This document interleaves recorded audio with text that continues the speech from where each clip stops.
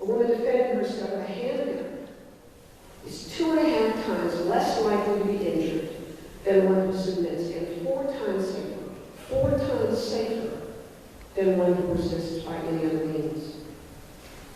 In fact, it is fairly indisputable that criminals, while a relatively small minority of the population, are by definition responsible for 100% of the crimes committed. We believe that instead of women being told that they must throw their cell phones at their assailants, they must call 911, hoping that help arrives in time, or suggesting that women carry rape pistols, or soil themselves to fend off an imminent attack, why in the world would women in this room and everywhere in New Hampshire not suggest a common sense solution of women's self-defense and firearms training? Do we think that women have the right to go anywhere that they want at night alone if they choose? Yes.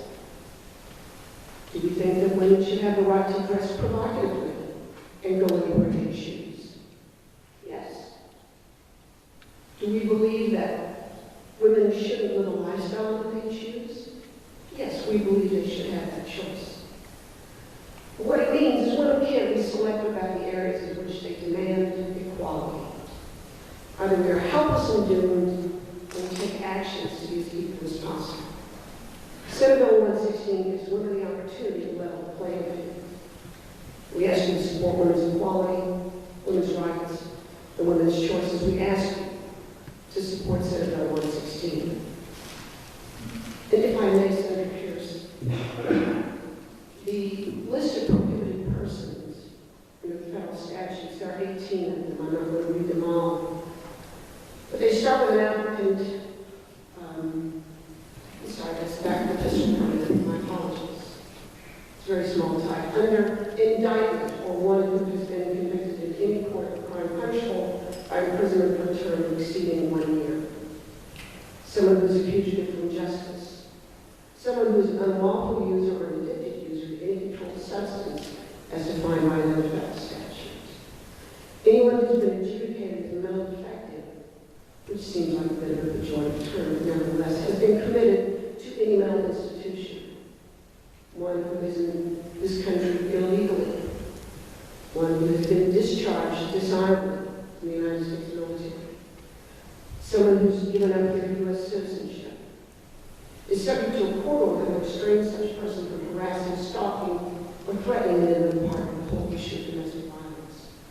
And finally, has been convicted in any court of a misdemeanor crime of domestic violence. So those are the federally prohibited persons now that are mirrored in the New Hampshire statute.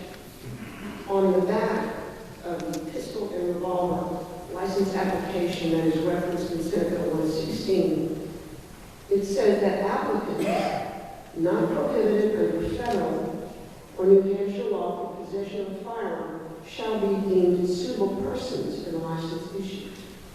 The burden is on the licensing entity to prove by clear and convincing proof that the applicant is so prohibited from possessing a firearm. So it's pretty straightforward. The definition is not in statute, but it is on the 2009 Department of Safety pistol and revolver license application.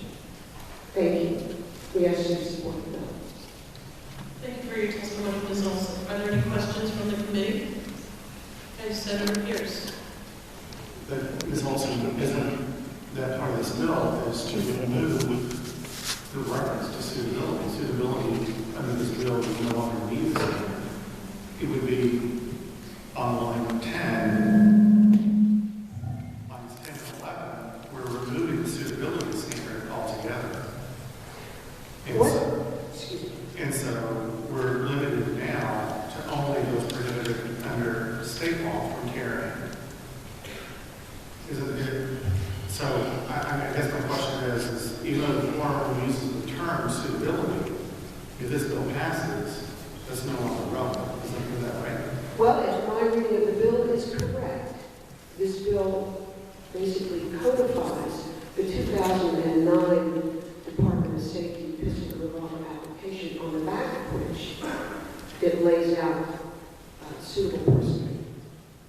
So once and for all, it would be persons not prohibited by New Hampshire or federal law. And I